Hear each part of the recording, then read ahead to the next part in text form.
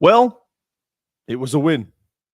Sloppy, gutty, a Big East opener, but a win nonetheless. You're locked on.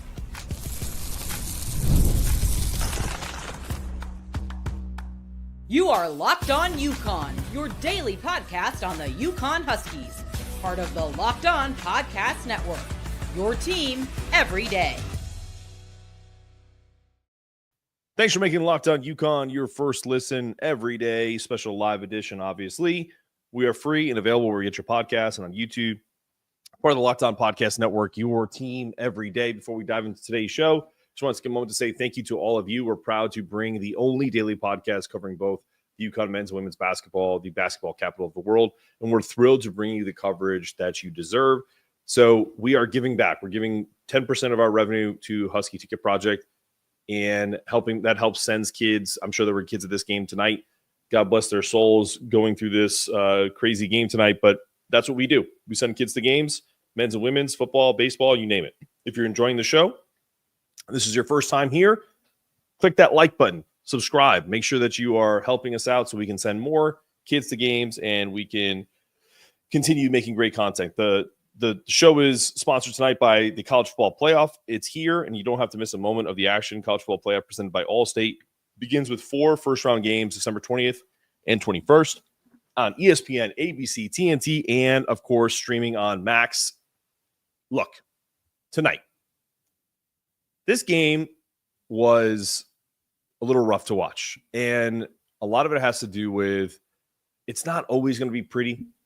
I think Dan Hurley has started to really kind of make sure that you guys hear him and make sure that we all hear him, whether we're in the media, fans, podcasters, content creators, whatever you want to call us. And he said, this team doesn't have to be as dominant as it's been to continue to win. And they found a way. They had their hands full with defending the three-point line. And I'm going to talk about that later. I'm actually going to talk about that probably a lot sooner than anybody wants me to, because yeah, we're terrible at defending the three-point line, but I'm going to make a correlation, and you guys can agree with it or not. And here's what it is. I see Dan backstage. I want to get him in and hear his thoughts. But Dan and I are opposite. I'm a Yankees fan. He's a Red Sox fan. I'm going to give you the correlation. There's 2 players. I guarantee you, if I went into the chat right now, if I asked Red Sox fans, who do Yankee fans not want to see at the plate with the game on the line in the past and in the present? Big Papi and Rafael Devers, right? And what do those 2 lefties have in common? It doesn't matter how hard you throw. They will lock in on stuff and feel comfortable if you don't make them uncomfortable. So if you don't show them inside pitches, you will automatically lose the at-bat. And that's what the Yankees have done over the years against Red Sox pitching, against Red Sox hitting. And I'm going to make the correlation now. This team shot, I'm going to go to the box score because it's ridiculous. 54% from 3 tonight. Dante Maddox, who was a bench player, had 22 points and was 5 of 9 behind the arc. And the reason why is not because we have a curse or that it's just all these guys shoot well against us. It's because early in the game, when you have the opportunity to make a team uncomfortable and not see the ball go through the hole, you don't do you don't play intense early. They got out to a 10-point lead, but when that 12-0 run happened, kill shot against us +2, that's when this team caught fire. And that's when this team essentially just said, you know what? We got nothing to lose. We're just going to keep getting after it. So even when guys had hands in their faces, when there were good contests, when there were good fight over screens, you can always complain about the guys who, like Solo did this a bunch of times tonight, where he didn't fight over screens and there were threes hit against him. Same thing with Alex. I saw our buddy Skinny Larry. I'm not going to call him Big Larry anymore. Skinny Larry talking about how Alex was guarding Jerome Hunter, or no, it wasn't Jerome Hunter. I think it was Dante Maddox who went off. And I thought that was a miscalculation by Dan. But at the same time, it's only a miscalculation because early on, these guys weren't playing hard defense. And this team just got hot. And after that, it's kind of like you just throw your hands up. All right. I'm going to bring Dan in, and then we're going to put the link in the chat, and you guys can join us on the show. Daniel, how are you? Doing well. How are you? Woo! It's 21. Wild. Go ahead. So we sweat that one out. Great to be back in the Big East, huh? I'm going to try my best to hold my tongue about the referee. Don't swear. Tonight. That's all I need. Just don't drop F-bombs. Yeah, it was a hard-fought game tonight. UConn pulls it out by 4. A billion lead changes. I think there were 11. This is at the end of regulation. I don't know what happened in overtime. 11 ties, 23 different lead changes going into the overtime period. Going into the overtime, Xavier just shot the lights out. They shot making. UConn didn't credit Xavier. They made some shots. Their 7th leading scorer, Maddox, as you mentioned, goes off tonight. Just hands in his face, fadeaways from the 3, from the top of the arc, on the wings. Credit to that dude, man. He stepped up when his team needed it. They're without their best player in Zach Fremantle, who was the first-team All-Big East, or second-team All-Big East preseason pick. Xavier brought it tonight. They did.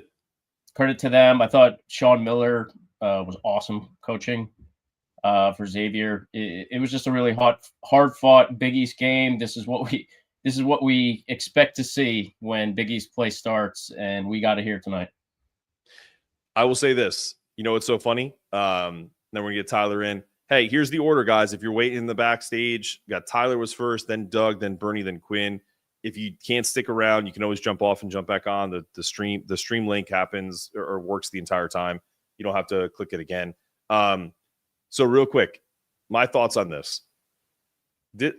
We just outlasted them. And that's one of the things that, is great about this team, even without Samson Johnson, who we 100% missed tonight on the defensive side and on the offensive side because of how he starts games with his athleticism. Tyler and I, who are about to bring in, had a conversation back and forth where it's like, I love Yusef's minutes. And by the way, what am I supposed to do tonight? Singari in the rain. What a wonderful feeling to have Singari in the rain. He was great. I love Yusef, and I loved his contribution tonight. But Samson is like Yusef times 1,000 athletically. And even in the first, they run this same play every start of the game, where if they can get someone caught, they run that lob play. And Terrace kind of fumbled it. He still scored. But if that's Samson, that's a dunk, and then we're off to the races. And his contributions are just so undervalued. The way his weak side defense tonight would have been the reason why we didn't go into overtime. We would have won that game comfortably if Samson stayed out of foul trouble and he just played solid defense, because there's no way they get these backdoor layups with Samson roaming the middle. I 1,000% believe that. I'm gonna run through some notes, and I'm gonna touch on some of the Terrace Reed and Samson absence stuff because it was notable tonight. Terrace gets a start. Obviously, Samson's in concussion protocol. First half, the amount of times that we are putting ourselves, and the defense is starting to key in on this because there's a lot of tape on it now. We're 10 games through. There's a lot of tape on it. Hassan getting the ball. I literally make a habit at the end of shot clocks to look when Hassan has the ball. Every single time it's 10 seconds on the shot clock. That is not for no reason. The defenses are game planning for it because they know it's a deficiency and a kink in UConn's armor. The second half, they let the playmakers make plays. Liam McNeely, 2 straight ISO ball calls out of sets coming out of into the second half.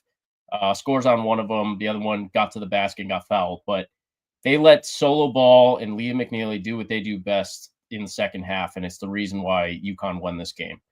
They weren't flat in the first half, but they just didn't have a whole lot to go through. There's just too many instances where these young guys, I think, are just a little nervous to kind of stake their claim, and they're trying to stay within the system and the scheme of this UConn offense. It can be daunting being out there, and you feel like you don't want to be the guy to take the shot. I saw it twice in the first half with Jaden Ross where he's wide open on the wing with a 3, and he's looks like a deer in the headlights because he feels like he needs to keep moving the ball. But you get to a point where there's only 10 seconds left on the shot clock. Like, no, that's a good shot. Take it.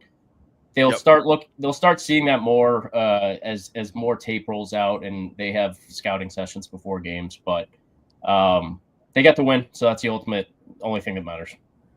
Tyler, welcome to the show. What do you got for us? Yeah. Missed last week or last show.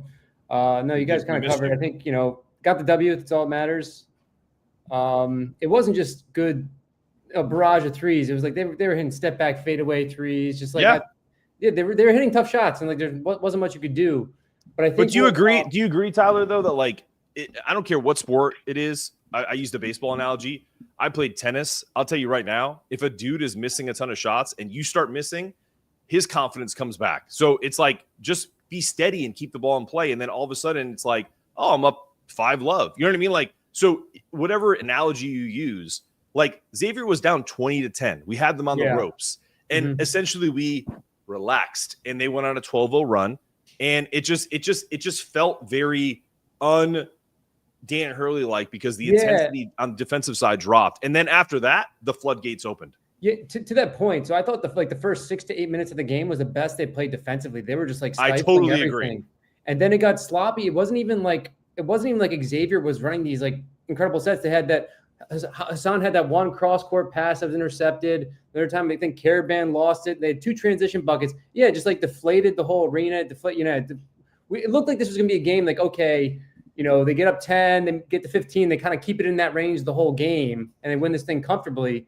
But yeah, that when Liam left the game, that like changed the whole like momentum of the game.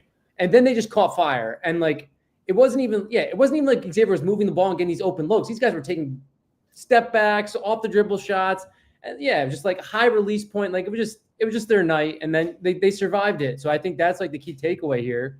And like the only other thing is like, it did seem like there were some like lapses in like defensive rotations, because aside from like them lighting up on the 3-point line, several times like Xavier just got open buckets open buckets like underneath the hoop, and so it just seemed like UConn would push it to 4, and then Xavier always had an answer, and then but here another good point is UConn went down 5 with what, like a minute 40 left, or how much time? Yeah, no, it was like more like 3:40. Resolve, and they came back like that's another sign. It's a good sign to see that. But totally. Like, it's just like it was Xavier's night. They had a couple shooters that were on fire. They ended up pulling this out, and like you said, we outlasted them, because once overtime came, they started missing their threes, and then we dumped it down to Terrace, who was an absolute monster tonight. 20 and 13. He missed that one in one that you could tell that he was like so pissed he missed it. But then the other play where Haas just kind of throws it up, and I'm just thinking like, fuck. Sorry. Try not to swear. I'm thinking like, oh. And then Terrace just like leaps up there and grabs it, and then he misses that layup. But I'm just like, I thought that play was like done, and he grabbed it. Yeah, I wish. Oh, here's the silver lining. Doug, you're next, by the way. The game ends up close on the box score. I just want to go through some game notes. At the end of the first half, Xavier goes up by a point. Xavier is shooting 44% from 3 in the first half. UConn is shooting splits of 36, 25 from 3. They're playing awful. Yep. UConn shot terrible in the first half, and it's a 1-point game. Similar to Maui, on the box score, on paper, UConn's winning the game. They're just not shooting well, and some game time crap is happening. The other team shooting lights out. Couple iffy calls here and there, more so in the second half than the first. UConn fills it up again with more stocks. 3 steals, 5 blocks in the first half. They continue to lead the nation in blocks. They don't have that number 1 rim protector, but as a team, they just block so many, contest so much at the rim. Again, UConn shoots terrible in the first half, but it's a 1-point game. Second half goes in end regulation, 78-78. Xavier shooting splits of 52, 60% from 3, and 89% from the line. UConn, they have a better second half shooting the ball as they're moving it around. They end up shooting 47, 35 from 3, and 15 of 15 from the free throw line. This has been something that they've really improved on in the last 4 or 5 games. They're just knocking down all their free throws. They needed every single one of them tonight. Liam was missing free throws at the beginning of the year, and now he's been he doesn't. 100%. The game's tied at the end of the second half, and they hit all 15 free throws, so they needed every one of them. So 2 observations. Dan, great sweatshirt. Andre Jackson, NBA Cup winner, even though that's a BS award that the NBA just kind of made up. But I'm happy for him either way because he made some money. And then the other thing is I looked it up.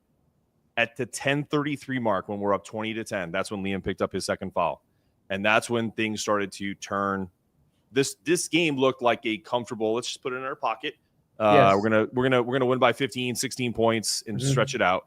And when that happened, where's the guy who made the comment that made me look this up? They were hitting all those threes because UConn was laying back with no Sampson.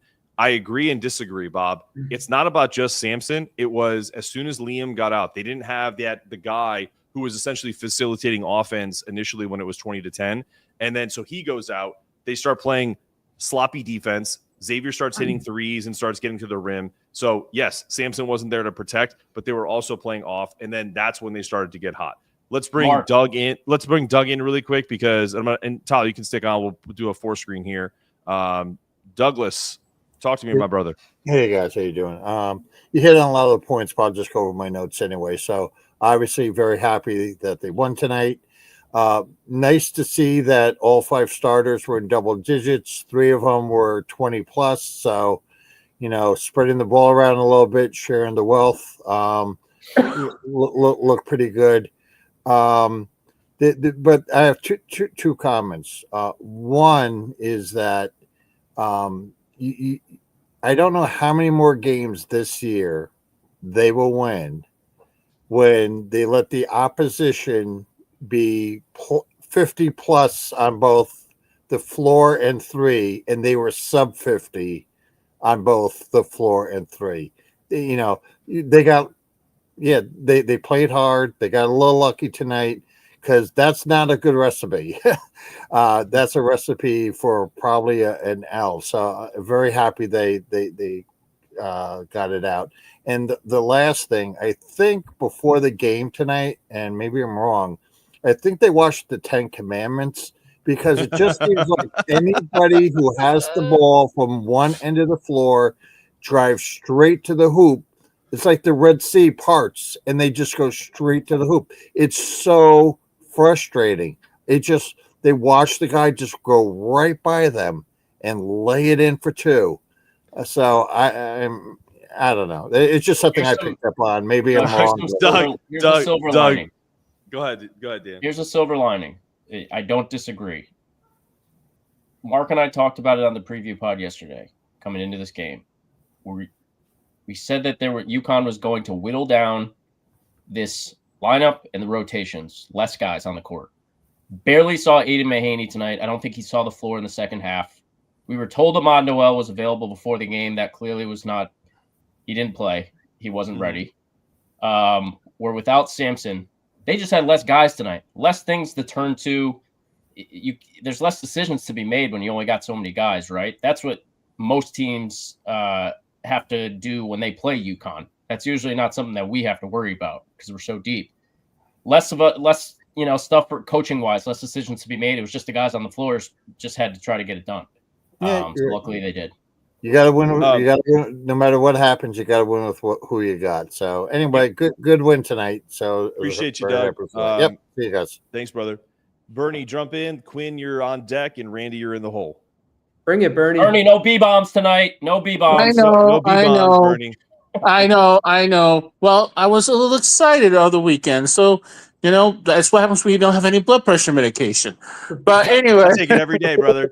Winners don't apologize, Bernie. Oh my God! Tonight I wish I had my blood pressure medication. Bernie, hold on. Little Red hit me up, and I asked him to come on the show. We'll see if he joins us. But I said he was like, dude, your blood pressure is sky high. I was like, bro, that's the beauty of atorvastatin.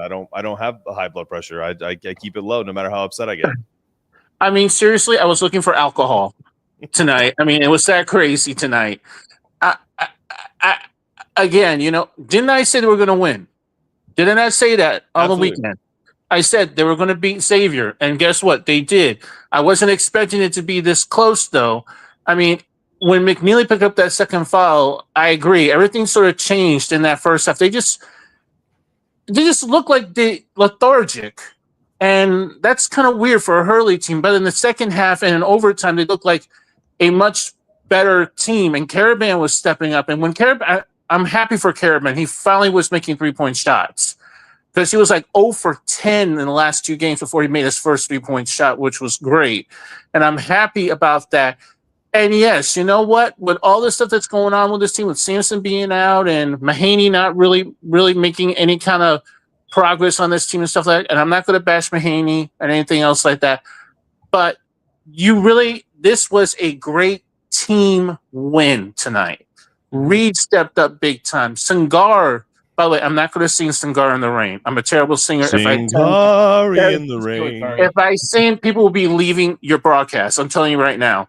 But he stepped up. And then to have Silabal make those back-to-back threes when they were down 5 in the second half to tie it, Huge. He has really improved in three-point shooting. I just wish sometimes he just didn't shoot all the time, like a three-point shot, because once he hits a couple, he thinks, I'm going to keep on making more and more and more, and he doesn't. But like I said, tonight was a great win. But look what's going on in college basketball. The refereeing is terrible. Oh. And right now, North Dakota is beating Alabama. And Creighton lost by 24 to Georgetown. Like, what happened? I mean, they lose Pop Isaacs. And I was saying this because I was watching the game a little bit. And Creighton just looks so weird because they don't have Baylor Shireman on the team anymore. Without him, they don't have that third scorer that they need because Isaacs was that third scorer. Now he's out for the year. So now Creighton has nothing. So it was just weird to lose like 24 to Georgetown. Ed Cooley, baby. Oh yeah, well, you know what he said. He's a rich, you know what? That's what he was saying because now he's a coach at Georgetown. He's probably going to go to Virginia next year. That's right. But again, we got Butler coming up. Providence Friars. Yep, we got Butler coming up over the weekend on Saturday on Peacock. I'm sure you're really thrilled and excited to be watching it on Peacock. I am. Woohoo, Peacock! I have no issue with Peacock at all. Bernie, I want to make a comment on sure. Just it being a really good team win. This is something that you don't see often in the box score in the first 10, 15 games of a UConn season. Only they play 9 guys. Yusuf had 8 minutes. Aiden Mahaney only plays 3, so he really doesn't even count. But this was a 7-man rotation tonight out of necessity. They're missing 3 guys. Alex Caravan, 43 minutes. Terrace Reed, 35 minutes. Solo Ball shoots 17 times in 34 minutes. Hassan Diarra, 42 minutes. Those are final 4-minute counts. Those are not minute totals that you are used to seeing early in a UConn season. It's out of necessity tonight because they're down a few guys, but they pulled this one out and they didn't shoot well. That is a good sign. That's a sign of a good team. Can you win when you don't have your best stuff? Look what they've done. I mean, they lost 3 straight games, and now with them, they've won 5 in a row with what they have, and they're beating teams the way they're supposed to be beating them. So, in the long run, they keep on improving. And like I said, they got Butler coming up, and Butler is, like I said, they're bleeding Marquette at halftime, and then they got DePaul, who's just simply put can't win for some reason, even though they're a better team than they were last year. So we still got we got the mojo back. The mojo is back. Absolutely. 5 in a row. It will be 6 in a row and 7 in a row. And then we're about 8. I rarely agree. I hate to cut you off, Bernie, because I'm going to drop you because Quinn's been waiting a while, and so has Randy. Okay, Bernie, that's fine. I love you, man. I appreciate your contribution to the show. Please come back. Well, I will be here. Oh, I always will. I always bother you people. All right, Quinn, come on. But I will say one thing before I get Quinn on, because I'm going to get you in 2 seconds here. 2 things. I drop so many swears and F-bombs in the UConn chat I'm in before I get on this show because I try to get that out of my system. And I have to give a shout out to Cowboy, who's in our chat right now, Cowboy Adama. He was saying oh man, it's a good thing we had Liam and Terrace because Alex Caravan did nothing tonight. There was a guy in the chat who literally, you talk about my blood pressure going up because Alex Caravan is my boy, in terms of what he does for this team, whether he scores or not. And he was just like, oh man, what has Alex done for this team out of Maui? And so, people were getting on Cowboy because they didn't know the inside jokes. I was like, just so anyone in the chat, do not get after Cowboy. He's literally spouting something because I literally went ham on someone in a UConn chat because I was like, you really don't effing know basketball if you're going to tell me that Alex Caravan doesn't affect winning just because he doesn't score 15 points. By the way, what do you have, 22 tonight? 20 tonight? Stop it. He had 20 and 5, 3 blocks in 43 minutes on 50% shooting. On that layup that Ross missed at the end of the game was Caravan, who was huge back then. Yeah, that absolutely was pivotal. Yeah, huge. Quinn, what up, boys? Hold up. First up, Shout out Bernie. I don't know that man, but he's a beast. I watched Burn, baby, burn. Gonzaga, man. Bernie's awesome. And yeah, dude. I mean, if you can't see Caravan, I mean, he affects our team so much. We're such a better team when he's playing. That is for sure. Just a quick couple of comments. Man, how about Terrace Reed stepping up big time? Those, come We gotta- on, monster. We got to overtime. establish him everything. earlier in the game. Yeah, Yeah. we love to see that. Those last couple of fouls on Jaden Ross, I could not freaking believe, dude. That was insane. I feel like the refs called that because they felt Makeup bad call. for calling it on He Xavier. ran into his own screener. Yeah. That was literally. What are you I was like, looking no at? way. And then I thought they missed the charge too. On Yeah. They did. Yeah. They did. Hey, boys, this is what I'm trying to get. This is what I'm trying to still wrap my head around. Like, guys, Xavier's a good team. This is not the same UConn team that we've been the last 2 years. We're going to have to grind. Like, we're not going to be winning. No, you're right. Like, dude, we're just not. We're not that kind of But team. Quinn, I'm going to pause you there for 1 second. Do you agree with this though? Think about this. So we're all watching this game. It's 20-10. Tyler and I are texting back and forth, and I said, and we're saying like, "Oh man, this defense is stifling. You know, we're looking good." And then Liam picks up that second foul, and then the dynamic changes. I hate to keep beating a dead horse, but like, the reason why you're right and why I'm not trying to push back on it is that we're going to grind out wins. But if we start to put it together where we're not fouling, where we're running our stuff, where we have a full complement of teams, where if, you know, by some miracle, Ada Mahaney starts giving us 7 or 8 points a game. If Ahmad Noel, who I think partially the reason why we haven't played him is there's like a 10-day window after the Butler game where they can just kind of reset everything. And I think we're going to see more of Ahmad like after the break. I think we've been saying that. We've been saying that for a while. But my point is like, I think Dan wanted to keep it like, this is the Big East opener. You got to win this game. They're 1-5 in his tenure in the Big East. Yeah. I don't think he wanted to play a freshman in any of these moments because it started to get tight. Right. That's my opinion. But what do you think? No, I definitely agree because I was actually going to bring that up. I was watching your other podcast, and we usually drop the Big East openers. But we also got to think, like, we didn't have freaking Slamson Johnson this game. That's right. Kind of proves, like, he's our guy. He really, like, we didn't have absolute that beast. To go to lob that we at least we get like 6 or 8 off that every game. At the end of the day, like, we grinded it out. Like, that Gonzaga game was massive for us. Yeah, we went to OT here. We won. But, dude, it's a freaking win. Like, absolutely. Hey, we're going to grind. Just a side note, guys. UConn scored 90 for the 6th time in 12 games tonight. Right. Exactly. It's they true. They won ugly. They did not shoot the ball well. This game was close because Xavier shot the lights out and then some ref BS in the second half. UConn wins the rebounding battle 35-27. They win the assist battle 21-9. 7 steals, 10 blocks. That reminds me of like the 08 Calhoun teams. Like when they led the nation in Josh blocks Boone, Hilton Armstrong. 8 years in a row. Some of that. Yeah. Only 16 fouls tonight. I think that's the lowest total they've had in like 5 games. So they won ugly and they scored 94 points against a good Big East rival. So not too much to complain about. I'll take it. Xavier's like what, 8-2 team. Like, they're a good team. Like, they're not a bad team. We still grinded it out. Like, I don't know. For me, like, I love UConn. Hard to get over the past 2 years. Like, we don't have Cam Spencer, Tristan Newton going off, but like, man, it's a new team, and we're gonna get better, and we're in a good spot. We really are. Maui's out of her freaking rearview mirror, and I'm excited, man. Like, we could be in a worse spot, and I'll still be excited. So we're still doing good, man. You know. Yeah, absolutely. UConn after tonight's game, UConn just moved to number 2 offensive rating in the country in Ken Palm. Yeah, for sure. And that's kind of crazy because I feel like there's still so much growth on offense. I know. Exactly. 1,000%. That's the point. Quinn, if you want to stick around after the break, I have to do one break and do 2. I'm going to do 2 consecutive ads. Absolutely. I'll go to you, Quinn, for one more point, and then we're going to bring Randy in, and then Silky coming up after this. I'm so slow with this. No FanDuel. All right. Hey, guys. How we doing? Guess what? You're not a part of this ad. Hey, be quiet backstage.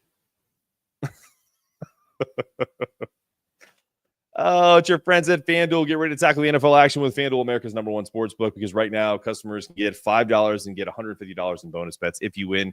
FanDuel, the sportsbook app, gives you everything you need to place live bets in the NFL all in one place. And if you guys take my bets on anything I touch right now is like I'm a fucking snake eyes, and I'm sorry I swore. Just visit FanDuel.com to join today. You get started with $150 in bonus bets if you win your first $5 bet. That's FanDuel.com. Never waste a hunch and make every moment more with FanDuel, an official sportsbook partner of the NFL.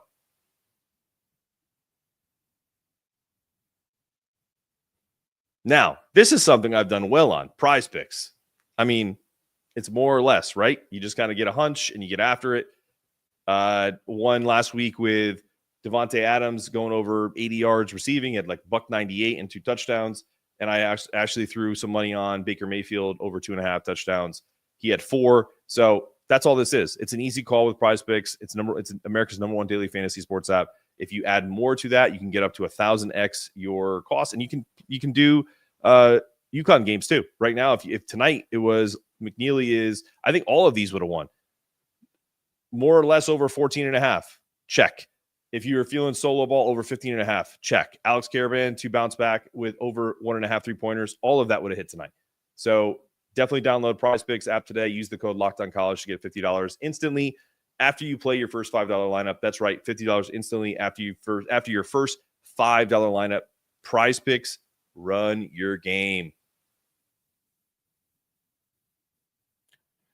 All right, let's get everyone back in here. Quinn, last comment from you. You're muted, but not anymore. Tyler, Dan, you're off mute. Let's go.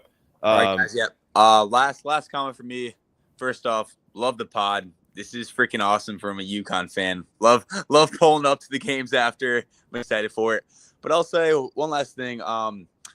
Dude, it was a grind. Like we could have easily folded. You know what I mean? Like we could have freaking went down in overtime and that's just another loss.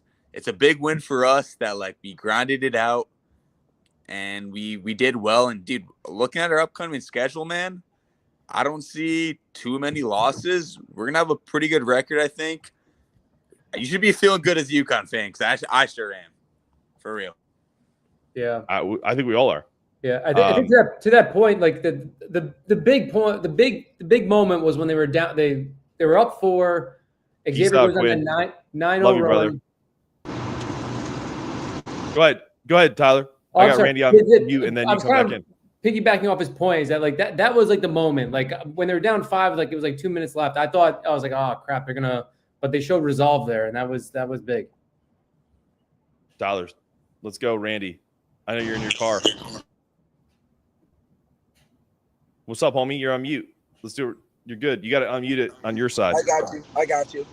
So, yeah, I'm driving back from the game. My voice is recovering from the Gonzaga game, and today it's a struggle. Good. It's a struggle. But listen, shout out to Bernie. Yeah, this is a big team win for UConn. You know, they faced some adversity, especially late in the second half, but they came back. You know, Pat Driscoll, that island that's off the coast. I appreciate you censoring yourself. yeah, off the coast of in the Pacific Ocean, Pat Driscoll, you can just go away. But you know, the one thing I want to say, well, 2 things I want to say is, you know, we definitely missed Slamson today. There was certainly some lobs no doubt about Terrace just isn't above the rim like Sampson is, and we certainly missed him tonight. Hopefully he can come back for his Butler. And then shout out to the XL Center crowd. Listen, that last 10 minutes of the game was as loud as I've heard it in a long time. You know, we were screaming, yelling, and certainly had an impact. I hope we had an impact on the game. But I'll let you guys keep on going. Randy, was the concourse just absolutely packed, like going into the first 5 minutes of the game? I know it was screaming at the end. Oh, we lost him. Is he on the Merritt or 95? Yeah. hard to tell. So the second half, the crowd was awesome. It shouldn't take Dan Hurley, as our friend Little Red said on Twitter tonight during the game. It should not take a Dan Hurley cueing to the crowd for them to stand up and cheer. But I have a feeling that everyone was not in their seats because it was $3 beer night. And I know those concourses at the XL Center are not built for thousands to be in lines. It's kind of like a cluster. So I'm going to give the XL Center crowd the benefit of the doubt tonight and chalk it up to the $3 beers. It felt dead, but I will take Randy's word for it at the end. Silky, you're on. What's up, guys? How you guys doing? Good, you? Good. I was at the game. I thought it was good. I thought the atmosphere was there, especially the last few minutes. Everybody was screaming top of their lungs, to play defense, play offense. I mean, I think they tried to sound out the noise as much as possible, so you couldn't really hear it. But it was rocking in there the last few minutes for sure, and in overtime as well. Nobody was sitting down. I was looking all around. It was pretty packed, so I think it was really good. One thing I want to say is we shot the free throws so well tonight. So clutch free throws throughout the game. I think we shot I looked at the stat line 95%, which is incredible. Want to give a shout out to Yusuf again. Good minutes, 4 points, few good rebounds. I think he has potential to be great here if he stays and develops, because I think he has some tangible tools like not fouling and staying up and getting good rebounds. And he actually went back up, Mark. Like last game, he didn't go up. This game, somebody talked to him and was like, hey, when you get the ball, put it back up. So that's a great point. I actually, you're spot on. When he got that rebound and it almost looked like he traveled, but it was like a jump step. And then he hit that little jumper, and I was like, they're going to call him for a travel. And when he made it, I was like, let's go. Yeah, there a few people next to me who love Yusuf. They got up, started clapping and screaming. It was awesome. I thought it was great. I thought the XO was great. I mean, obviously, at times you feel like people could stand up more, but for what was happening for that night, I think it was a pretty good atmosphere. It was pretty full. Everybody was screaming when it was necessary, and we got the win. Yusuf, I think has done a great job of just not hurting them. Yes. I think everyone kind of holds it. They kind of hold their breath when he comes in the game. Like, what are we going to see here for the next 5 minutes?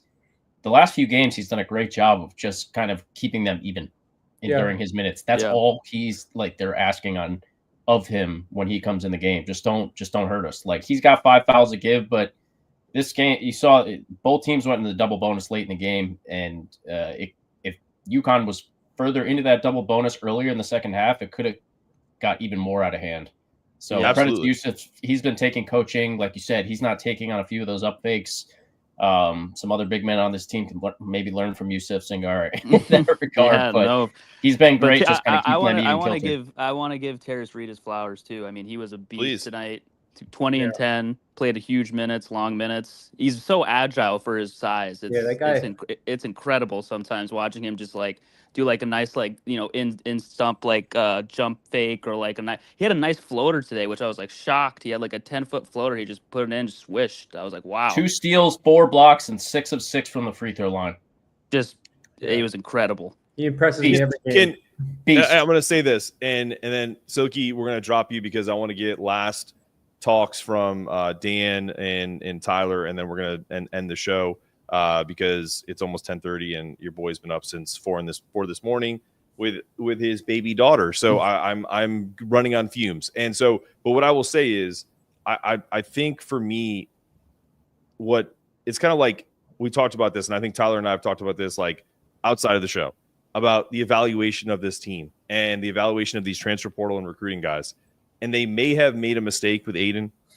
Remains to be seen. I think that's still TBD.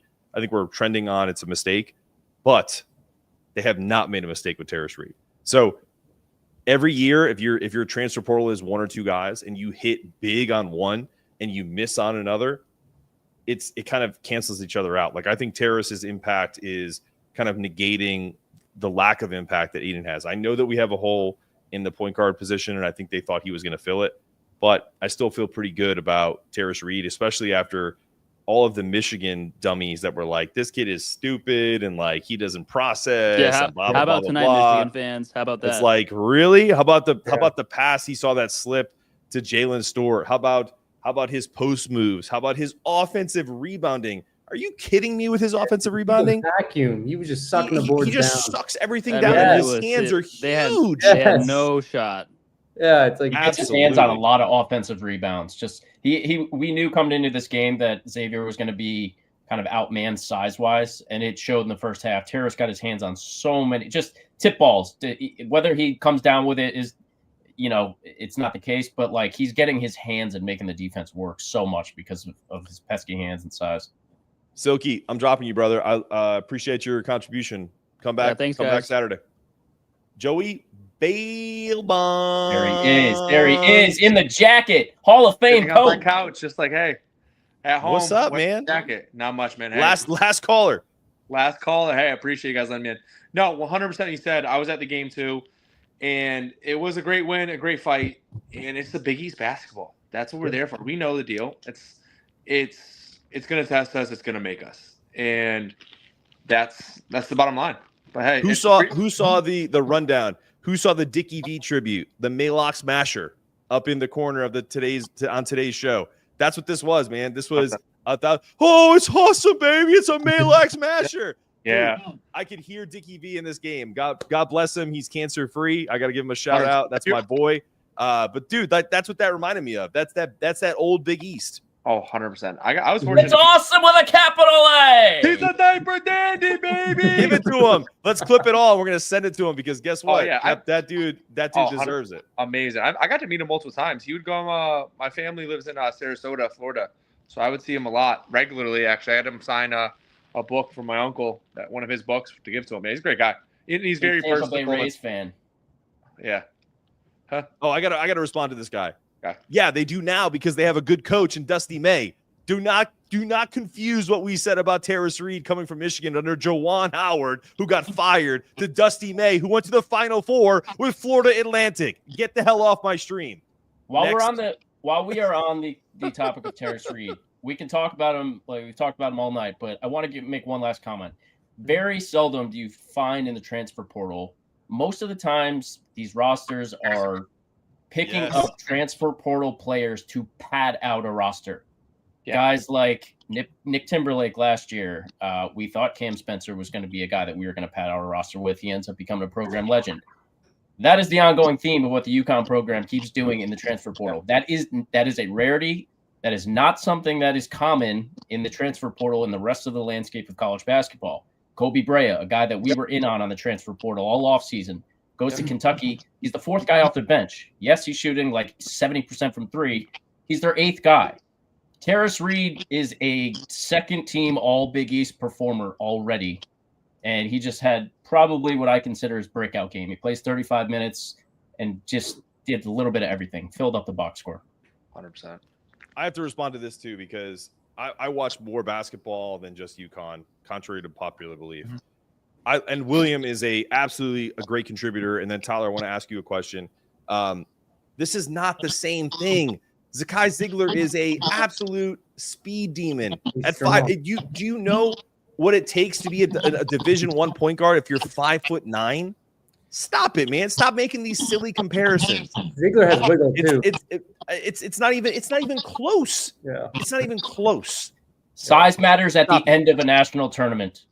Good Lord. See me in an Elite Eight or a Final Four game when a 5'9" player is affecting the game defensively. It doesn't happen. Yep. Tyler, I gotta ask you, man. What do you want to see in this Butler game? Sampson's probably going to be back. Do you want to see? Do you think we're going to see him? Do you think we're going to see Ahmad Noel? Do you think there's going to be similar rotation? Yeah, I imagine that we're seeing. I think Mahaney's getting phased out, and I think his minutes are going to get redistributed to Ross and maybe Noel. But I think that the first three guys off the bench are going to be Stewart, Ross, and Reed. And I think we're just looking more like the first 8 minutes of that game. I think you're just looking for more of that for extended periods, kind of like in more bend don't break type moments. Which, it didn't look like that was going to happen tonight, but it did. But the question I have for you guys is like, what's the state of the UConn right now? Like, we're in Big East play. The Big East is down. If they hit their upside, how many wins are they getting in this conference, and what's their downside? And then how does that correlate to seeding? Do you think?